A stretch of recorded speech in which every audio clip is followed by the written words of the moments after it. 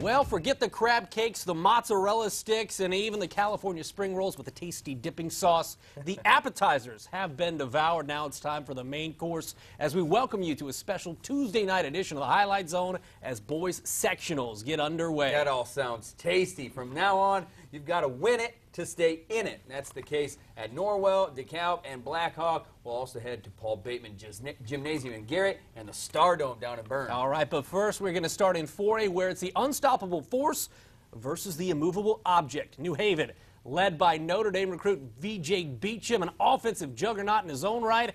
The Bulldogs putting up 70 points a game as a team. On the other side, how about Jay County? The top defense in the entire state is the Patriots, giving up just 34 points a night. Something would have to give at Huntington North as it's your Highlight Zone game of the week. The team's coming in with identical 17-3 records, and we picked this one up early. Jay County Scott Schwederman misses, but you know what? He sticks with it, and that would pay off. He gets the bucket. The Patriots up early, but how about V.J. Beecham? I guess Mike Bray is going to love this kid at 6'7". He can stroke it, nails the three right there, but Jay County Schwederman doing work down low, a little baby hook a la Kevin McHale. New Haven, though, still up early. How about third quarter action now? Jay County's Brock McFarland with the bucket, but New Haven still clinging to a 2-point lead. Fourth quarter now, Monte Stevenson drives it in, but it's now Jay County with the lead. How about this? Schwederman gets it and scores hard to stop number 44 when he's got the ball down there. New Haven using the three ball, Jabbar Ray for a triple, but Jay County up at this point 36-31. How about Jay County using the defense? That's why they're number one in the state. Jay County beats New Haven in what's a shocker to people here in Fort Wayne, 49-36. This is huge. They were probably the second best team in our sectional besides Homestead, and we came out and we just did our thing and played the way we're supposed to play, and we beat them. It's a huge confidence builder. We can feel like we can beat anybody now. Well, it's a big win because if you don't get step one, you can't get step two. So we're happy. New Haven's an outstanding basketball team. Our kids really played well in the second half, struggled a little bit with some shots in the first half, but once we got the lead, they really played smart. Really proud of my team tonight. Patriots fans were loud. They had reason to be. They're going to play Wayne at 6 o'clock on Friday night. How about the other half of the bracket at Huntington North? The host Vikings taking on Southside. Early on, South Nathan Thomas gathers the loose ball and knocks down a 15-footer South with an early 4-point lead. On the inbound, how about Brock Gower knocking down a big three for Huntington North. More from the Vikings, and they were getting Neanderthal-like. How about this? Levi Lawson left alone. Lawson, a huge night, 22 points, but South trying to chip away into that Huntington North lead. Donovan Clark for three a little bit later. You're going to see Mike Novell's team go to Clark again as he drives and scores, but it's the Vikings winning on their home court by a final of 60-50 over the Archers. Let's go to 4A action up at DeKalb. The Barons taking on the Columbia City team that made it to semi-state 3A last year. End of the first quarter, Garrett-Kinen just beats the buzzer. Eagles up by 6, and Columbia City adds to its lead in the second. Daniel Wall finishes off the oop. He had a game-high 21 points. Then it's Drew Benedict. Sweet scoop high off the glass. DeKalb coach John Everingham, what do you think about that? Not happy. How about Caleb McCown keeping the Barons in it and one? He had 8, but too much CC. Benedict with 14. They get the win 47-40. They'll play Northside Friday. All right, how about some 3A action in Ossian? Norwell facing Mississippi. The Knights ranked 4th in the latest 3A poll. Early on, the human highlight reel, Caleb Featherston. Are you kidding? Take another look. This is how they do it down in Ossian. Norwell's Caleb Featherston with the huge jam. And how about Josh Van Meter, the pilfer, and the bucket right there. He had 13 points. And you know what? Mississippi turns out they're a pretty good basketball team. Caleb Swanner hits the three. And Norwell was just a 1-point lead early on in this game, but how about David Vogel? He had 10 points, one of 4 nights in double figures. Mississippi gave him a game, but Norwell wins 56-51. They get Belmont on Friday.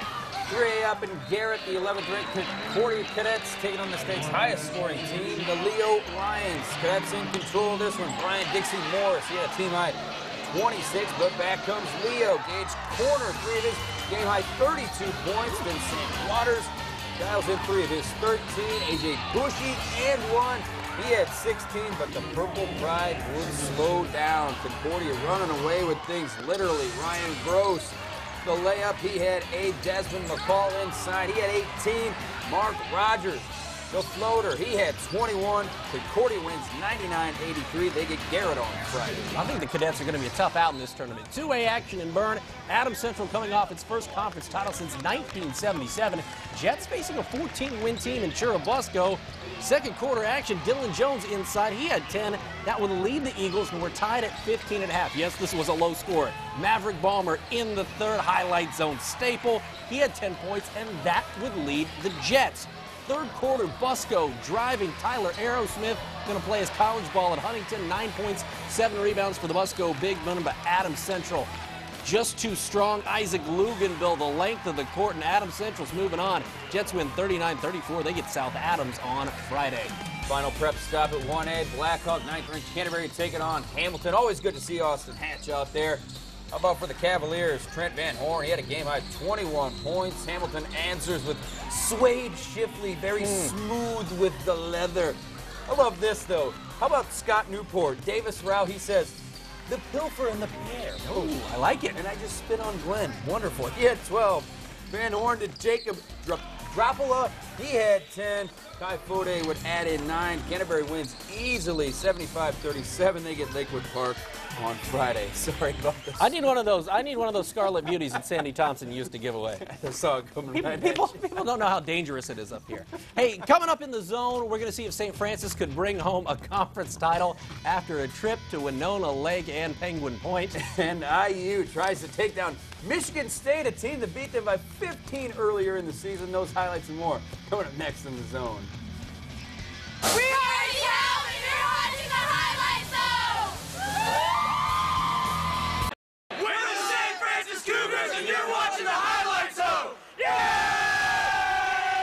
When it's tournament time, that's when St. Francis turns it up. The Cougars with back-to-back appearances in the NAIA National Title game. But before you get to the big dance, how about the little dance? MCC Championship game tonight out at Grace. Cougars upset top-seeded Indiana Wesleyan on Saturday. First half, I should say, Bruce Grimm Jr. with the layup. Grace up 1, but Spencer Comer coming back with the and 1, and St. Francis trying to milk their advantage in the post. Wanger grad Scott Cohn with a deuce. USF up 1, but guess what? Bruce Grimm Jr. is good. The pull-up here as St. Francis falls in the title game to Grace, 79-75. But they are back. Comets in Quad City. Captain Colin Chalk would be back in action after missing 6 games with a concussion. That's Nick Boucher, the goaltender. He was in between the pipes. First period, though, not the period Mr. Boucher would like to remember. That's Jared Brown, the goal. Makes it 1-zip Mallards. A little later, kind of a name familiar to most people here, Justin Schwidorik. Chewy, the former Comet, doing it against his ex-team, makes it 2-zip Mallards. But guess what? Second period, you're going to see Stephon Thorne with a power play goal.